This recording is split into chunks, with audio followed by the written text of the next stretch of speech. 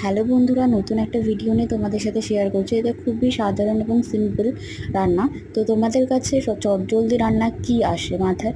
তো আমার কাছে চটজলদি রান্না মানেই ডিমের ঝোল।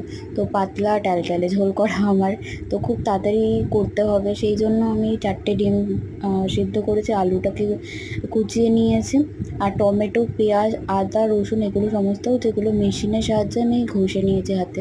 আর আমি সেরকম ঝাল খেতে পারি না বলে আমি একটুখানি সামান্য গুঁড়ো লঙ্কা দিয়েছি, আর সাথে একটু মশলা, জিরের গুঁড়ো, ধনের গুঁড়ো এগুলো দিয়েছি। আর নামানোর সময় একটু ধনের পাতা ওপরে ছড়িয়ে দিয়েছি যাতে ফ্লেভারটা আলাদা টেস্ট হয় একটু। তো তোমাদের কাছে চটজলদি রান্না তোমাদের ফার্স্টে কি মাথায় আসে? খুব তাড়াতাড়ি রান্না, তো আমাকে কমেন্ট করে জানাতে পারো। আর আমার রান্নার ভিডিওটা কেমন হয়েছে প্লিজ তোমরা দেখো আর শেয়ার করো, লাইক করো, পাশে থাকা বেল আইকনটা ক্লিক করে দিও।